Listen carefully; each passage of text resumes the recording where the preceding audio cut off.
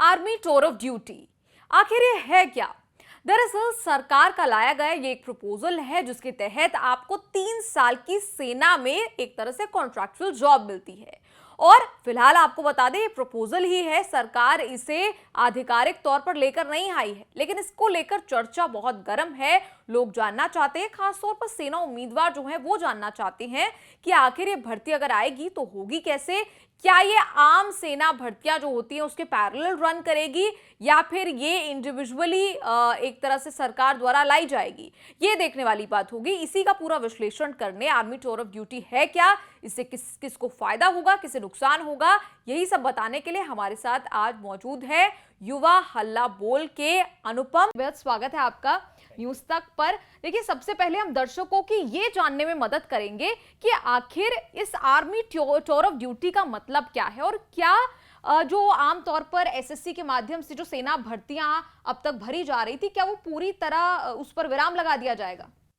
देखिए, ये जो सरकार का एक नया प्रपोजल आया है कि आर्मी टूर ऑफ ड्यूटी के जरिए भारतीय सेना में और स्पेशली अभी तो आर्मी के लिए आया है, लेकिन ये कहा जा रहा है, कुछ मीडिया रिपोर्ट्स में भी सोर्सेज के माध्यम से ये बातें आई हैं कि वो सिर्फ आर्मी ही नहीं, नेवी और एयरफोर्स में भी इसको एक्सपेंड कर दिया जाएगा। मेरा ये मानना है कि हो सकता है ये सीएपीएफ में भी, आर्म्ड पैरामिलिट्री फोर्सेस के लिए भी, अर्धसैनिक बलों में भी एक्सपेंड कर दिया जाएगा। इस सरकार की जिस तरह की नीयत है वो देखते हुए मुझे लगता है।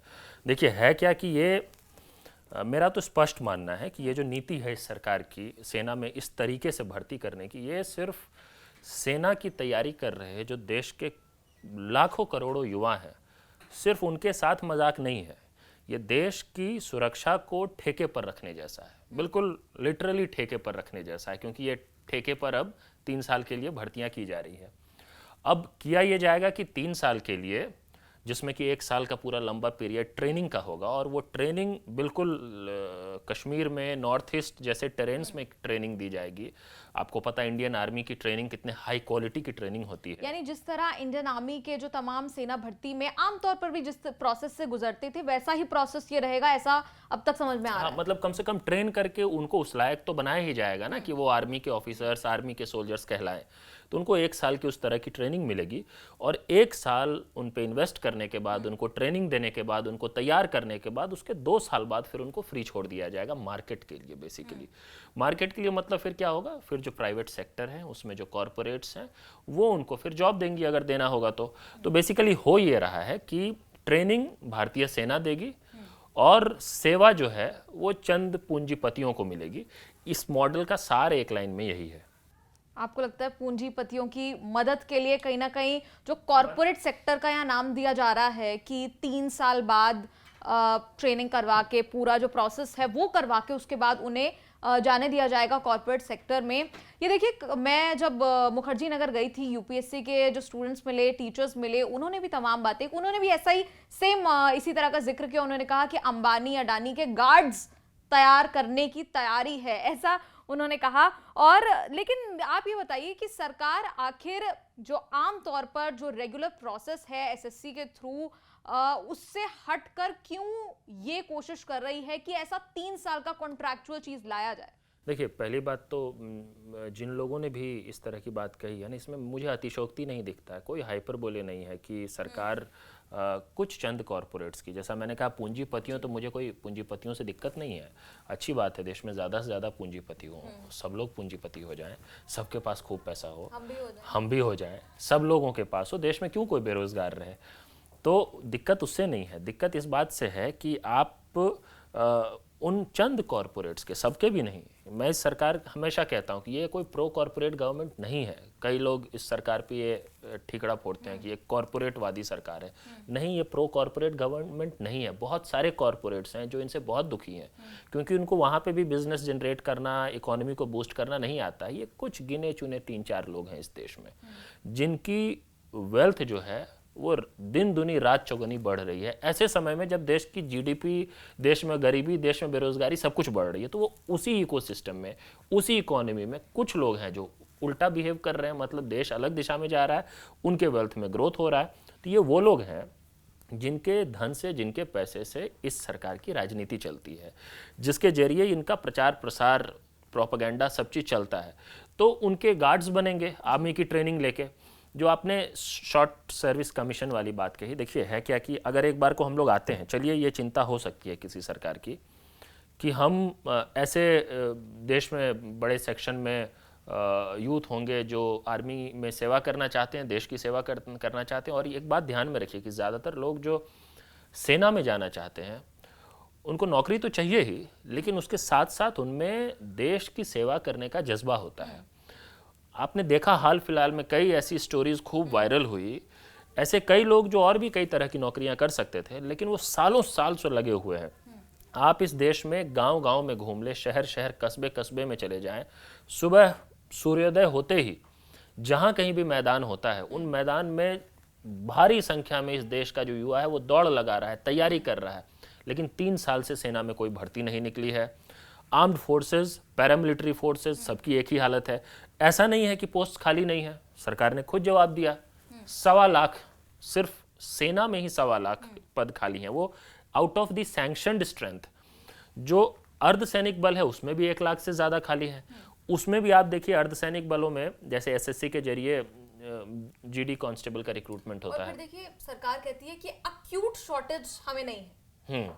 अब वही तो बड़े मजेदार बात है ना कि इस सरकार को अगर 1.25 लाख सैंक्शन पोस्ट में से 1.25 लाख की रिक्तियां एक्यूट शॉर्टेज नहीं लगती है, फिर तो पूरे देश को घबराना चाहिए कि ये सरकार और कितना शॉर्टेज करवाएगी, उसके बाद कहेगी कि अब एक्यूट शॉर्टेज हो गया है।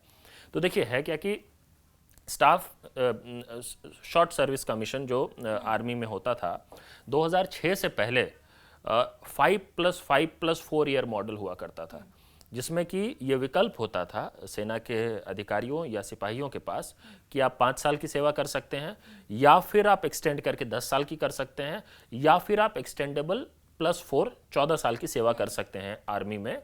और इस बीच में परमानेंट कमीशन का भी विकल्प होता था कि उसमें कई लोग परमानेंट कमीशन भी ऑप्ट कर लेते थे। 2006 में ये मॉडल बदल दिया गया था, 5+5+4 को 10+4 बना दिया गया। वो मॉडल आज भी है।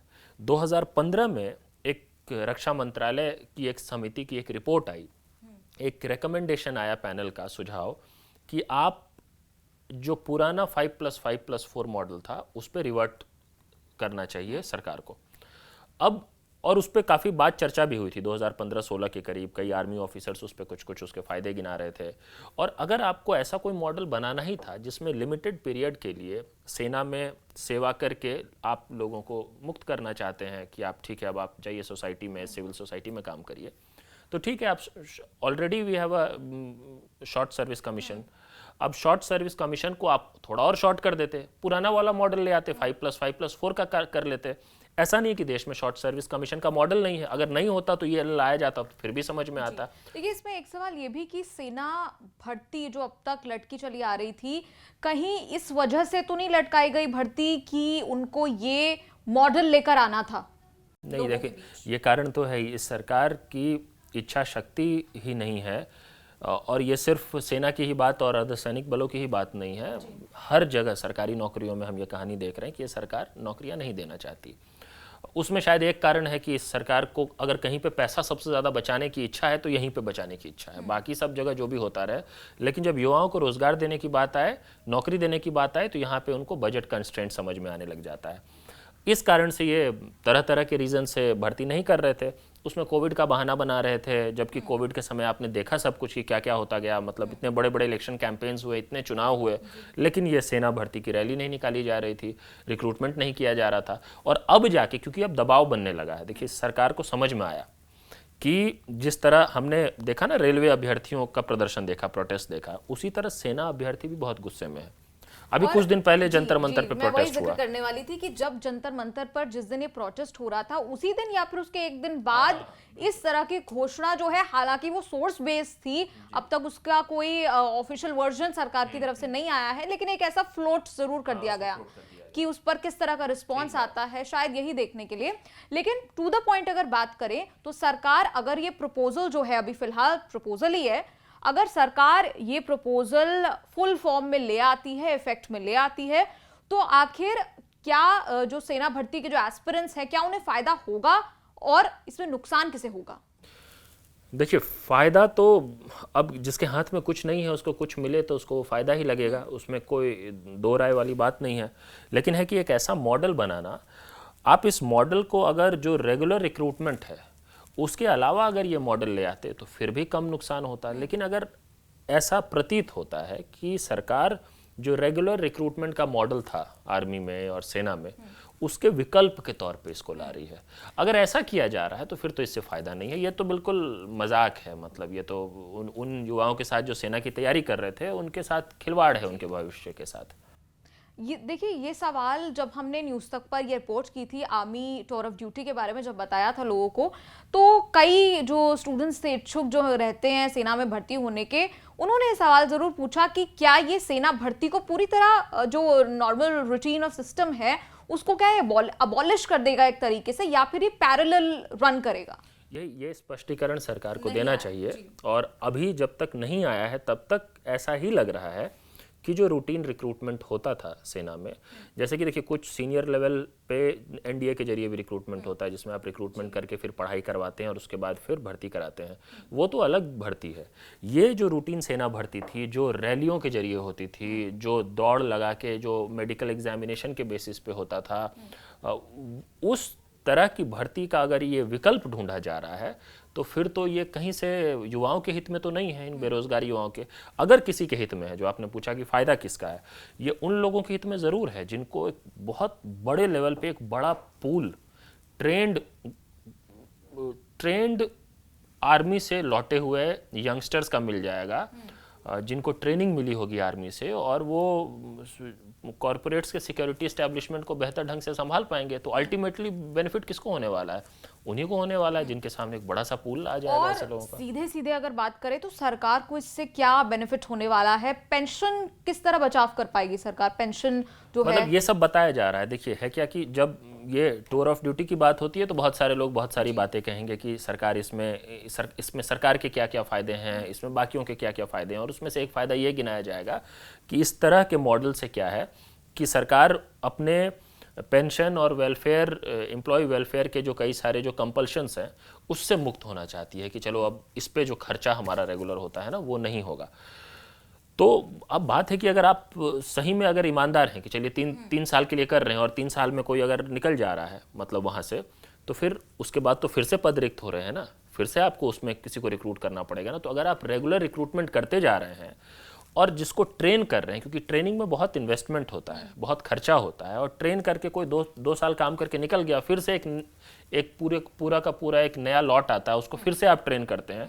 तो मुझे नहीं पता, वो एक्सपर्ट्स बताए और सरकार ये बेहतर ढंग से बताए कि उसमें खर्चा भी इनका कितना बच जाएगा इस तरह के मॉडल से। मुझे जो समझ में आ रहा है ना कि सरकार को एक फ़ायदा ज़रूर होगा कि ये जो इस वक्त एक दबाव बनना शुरू हुआ सरकार के ऊपर, जो कई भर्तियों का दबाव पहले से था इस देश में, शिक्षक भर्ती, सिपाही भर्ती और यूपीएससी, एसएससी, रेलवे, सबका दबाव है ही, उसमें सेना भर्ती का जो दबाव है ये बहुत बड़ा दबाव इनके ऊपर बन जाता है। उसको एड्रेस करने के लिए और फिजल आउट करने के लिए इस तरह का प्रपोजल इस वक्त फ्लोट कर दिया गया है। तो जिस तरह सरकार बात करती है मॉडर्नाइजेशन ऑफ आर्मी की, जब से मोदी सरकार आई है, या इनफैक्ट सरकार कोई भी हो, बात यहाँ क्योंकि आर्मी की हो रही है, मॉडर्नाइजेशन ऑफ आर्मी की बात करते हैं, बेहतर इंफ्रास्ट्रक्चर, बेहतर ट्रेनिंग की यहाँ बात करती है सरकार। लेकिन जिस तरफ अगर इस दिशा में कदम बढ़ते हैं तो क्या उसे मॉडर्नाइजेशन माना जाएगा, या ये ट्रेडिशनल कन्वेंशनल बातें समझ में आती हैं? नहीं, देखिए मॉडर्नाइजेशन कुछ मतलब कोई भी नया काम, मॉडर्न काम ज़रूरी नहीं है कि वो नया काम मॉडर्न काम ही होगा, इसलिए मुझे मॉडर्नाइजेशन तो कतई कहीं से नहीं लगता है। और ये सरकार देखिए, ये वो सरकार है जिसकी पूरी राजनीति का आधार राष्ट्रवाद है। इनकी हर नीति के केंद्र में वही होता है कि हम राष्ट्रवादी लोग हैं, हम जो कर रहे हैं राष्ट्रवाद की सिद्धांतों के अनुरूप कर रहे हैं। और सेना के नाम पे तो खैर मतलब अलग लेवल की पॉलिटिक्स ये लोग करते रहे हैं। मतलब आप यहाँ पे कोई भी बात हो रही हो तो आपको बस अपने विरोधियों को घुमा फिरा के सेना पे ले आना है, उसके बाद तो उतने में खेल खत्म हो जाता है। तो ऐसी पॉलिटिक्स करने वाले लोग, राष्ट्रवाद के नाम पे राजनीति करने वाले लोग सेना के साथ देश की सुरक्षा को ठेके पर दे रहे हैं। लिटरली ये ठेका है 3 साल का, देश की सुरक्षा का काम भी। बहुत तरह तरह के ठेके हमने देखे, शिक्षकों को देना, अब हमने देख लिया है कि यूपीएससी के जरिए जो आईएएस होने थे, जिनको वहाँ पे जॉइंट सेक्रेटरी और डायरेक्टर लेवल पे भी आप ठेके पे काम दे रहे हैं। देश चलाने का काम ठेके पे हो गया, तो अब देश की सुरक्षा का काम भी ठेके पे दे दिया गया है।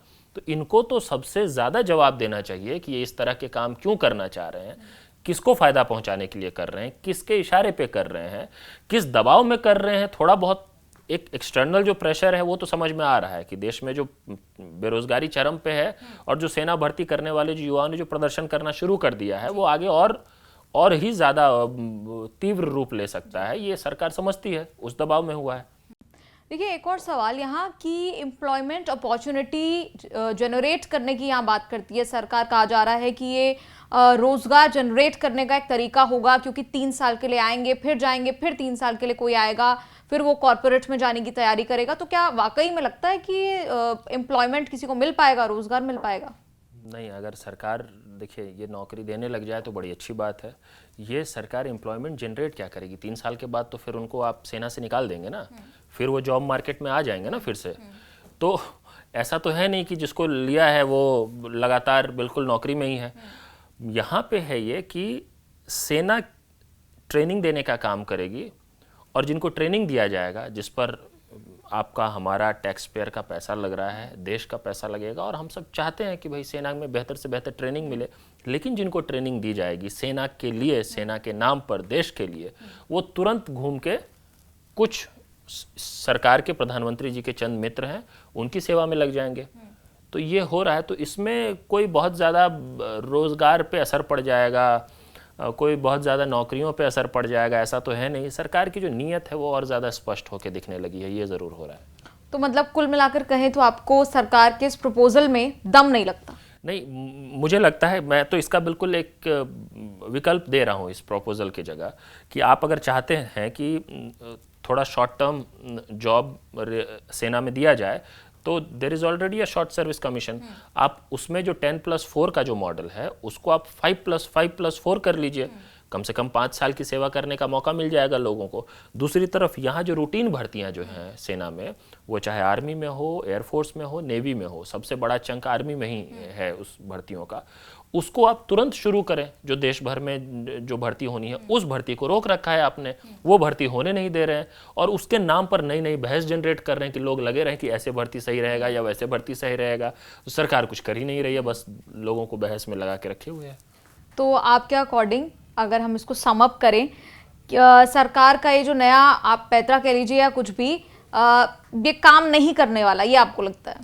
मतलब सरकार जिनके हित में काम करना चाहती है शायद उनके लिए काम कर जाए, लेकिन मेरे हिसाब से इसको लेकर कोई एक्सेप्टेबिलिटी तो कम से कम नहीं होगी, उन युवाओं में नहीं होगी जो सेना की तैयारी करते हैं और जो सेना में जाके देश की सेवा करना चाहते हैं। वो सिर्फ 1 साल की कश्मीर में जाके ट्रेनिंग लेके अंबानी और अडानी की सेवा नहीं करना चाहते हैं। एक बात मुझे और याद आई, जब मैं छात्रों के बीच मुखर्जी नगर गई थी, वहाँ ढेर सारे सेना भर्ती के छात्र थे जो चाहते थे कि हमारी भर्ती निकले और हम फाइनली भर्ती पा पाएँ सेना में। उनका यही कहना था कि सरकार जो है वो अंबानी अडानी के गार्ड्स तैयार करने की, आपने बताया कि आप भी उससे वाकिफ हैं कि बिल्कुल ठीक बात है ये। और होगा क्या, इसके अलावा कोई और विकल्प कुछ दिखता नहीं है ना। आप नौजवान युवाओं को जिनका पैशन है, जिनका जज्बा है, जिनके अंदर राष्ट्र प्रेम, राष्ट्रभक्ति से ओतप्रोत हैं, सेवा करना चाहते हैं इस देश की सेना में जाके, उनको आप मौका दे रहे हैं, उनको आप ट्रेनिंग दे रहे हैं, और फिर 2 साल बाद उनको आप कह रहे हैं कि अब आप जाइए। वो कहाँ जाएंगे? वो वहाँ जाएंगे जहाँ पे पैसे देने के लिए लोग बैठे हुए हैं कि भाई तुम ट्रेनिंग लेके आ गए हो, अब आ जाओ, तो अब तुम हमारे यहाँ जो है सो हमारा सिक्योरिटी इस्टेब्लिशमेंट संभालो। तो जहाँ उनको फिर सेना में जगह नहीं है, उनको नौकरी करनी है, तो वहाँ नौकरी। तो ये एक पूरा एक जॉब मार्केट जो है इन चंद कॉरपोरेट्स का इनके लिए तैयार किया जा रहा है। इनके पूरे जो सिक्योरिटी इंडस्ट्री है उसके पूल को भरा जा रहा है। ट्रेनिंग देने का काम भारतीय सेना कर रही है, यही हो रहा है। तो मेरी बात थोड़ी वहाँ अधूरी रह गई थी। दरअसल ये छात्र कह रहे थे कि हमारे लिए सेना कोई जॉब नहीं है, जिसे आप 3 साल का कॉन्ट्रैक्चुअल जॉब बता रहे हैं या देने वाले हैं सपोजिटली, वो हमारे लिए कोई जॉब नहीं है, वो हमारे दिल का हिस्सा है, मन का हिस्सा है, हमारे लिए वो ही देशभक्ति है। वो स्टूडेंट्स वो कह रहे थे और इस बात पे खासा विरोध वहां मुझे दिखाई दिया। नहीं, ये देखिए बात तो सही है कि बेरोजगारी होगी तो लोगों को नौकरी चाहिए, पहली बात ये है। वो चाहे सेना में चाहिए, चाहे रेलवे में चाहिए, चाहे यूपीएससी में चाहिए, चाहे कहीं भी हो, एक तरफ अर्थव्यवस्था का बेड़ा गर्क कर दिया गया है, प्राइवेट सेक्टर में कहीं जॉब्स नहीं है, दूसरी तरफ एक बड़ा चंक है हमारे देश में जो लोग, और कई, आप उत्तराखंड जाइए, आप देखिए उत्तराखंड में, हिमाचल में कई लोग बिल्कुल बचपन से ही उस सपने के साथ तैयारी करने लग जाते हैं कि मुझे बड़ा होकर सेना में जाना है और देश की सेवा करनी है। ऐसा भी एक बहुत बड़ा चंक है जो सेना में इसलिए जाना चाहता है क्योंकि वो बिल्कुल पैशन है वो, और वो कल्चरल एस्पेक्ट हो गया है कई कुछ हद तक। अब उनके लिए इस तरह का प्रपोजल जो है वो कहाँ से उनको इस तरह का प्रपोजल, वही मैं बात कर रही हूँ। स्टूडेंट्स वहाँ, जी वही मैं बात कर रही हूँ, स्टूडेंट्स वहाँ कह रहे थे कि ये 3 साल की देशभक्ति क्या हम दिखाएंगे, जो हमारा बचपन से पैशन रहा, हमने बचपन से ही सोचा कि हम सेना में भर्ती चाहते हैं, सेना का देश के लिए, देश की सेवा करना चाहते हैं, तो क्या ये अब 3 साल तक ही रह जाएगा? ये कॉन्ट्रैक्चुअल जॉब, जैसे आमतौर पर जिस तरह की प्राइवेट सेक्टर में, पब्लिक सेक्टर में जॉब्स होती हैं, क्या ये सिर्फ एक जॉब बन के रह जाएगी? वही है, और ये ठेकावादी सरकार है। देखिए इसका आप हर जगह जाके उदाहरण देख लीजिए, ये हर जगह हर काम को ठेके पे करवाना चाहते हैं। ये चाहते नहीं हैं कि हम सीधे तौर पे सामने से लोगों को रेगुलर सैलरीड जॉब्स दें, जबकि मेरा ये स्ट्रिक्टली मानना है कि कोई भी जॉब जो पेरेनियल नेचर का है, मतलब कि जो साल भर जिसका काम होना है, मान लीजिए ऐसे भी काम हो सकते हैं जो सिर्फ बाढ़ग्रस्त क्षेत्रों में मॉनसून के महीने में काम है, बाकी साल भर वो काम नहीं है, ऐसे कई काम है, ठीक है, आप उसको कॉन्ट्रैक्ट पे किसी को दे सकते हैं। ऐसा कोई काम हो जो सिर्फ विंटर्स में ही वो काम होता हो। अब कोई काम है किसी, मान लीजिए हिमाचल के किसी म्यूनिसिपैलिटी में आपको जो बर्फ़ है उसको ये करना है, तो आप वो कर रहे हैं, तो वो तो गर्मी में नहीं करना होगा, तो ठीक है भाई, कॉन्ट्रैक्ट पे दीजिए उस काम को।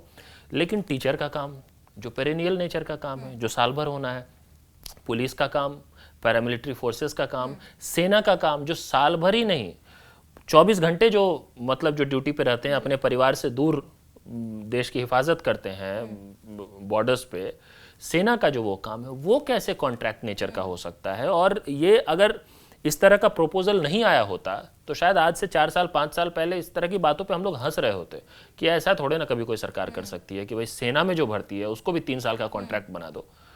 तो ये और फिर ये कहा जा रहा है कि इसके बाद हो सकता है नेवी, एयरफोर्स में भी ऐसा कर दिया जाए। बिल्कुल किया जाएगा, अगर इनको लगेगा कि ये मॉडल हमारा सफल है, इसके जरिए हम पूरा एक pool of trained security personnels हम दे रहे हैं कॉरपोरेट्स को, तो उसके बाद ये जम के करेंगे, फिर सब में करेंगे, करते जाएंगे, और हर 2-3 साल पे उसमें भर्ती भी होती जाएगी, तो वो माहौल बना रहेगा कि कुछ कुछ जॉब सबको मिल रहा है हर वक्त। और ये तो सरकार माहौलवादी सरकार है, माहौल बनाए रखना चाहती है हर चीज़ में। इनको समझ में आ जाएगा अगर कि ये तरीका है जिससे कि हर साल कुछ भर्ती होती रहेंगी, क्योंकि लोग जब बाहर जाएंगे वो तो किसी को पता नहीं चलेगा, वो तो भटक रहे होंगे फिर जाके मार्केट में, लेकिन जब भर्ती होगी उसका खूब ढिंढोरा पीटा जाएगा, तो लगेगा कि ये कमाल की सरकार, ये तो हर साल सबको नौकरी देती है।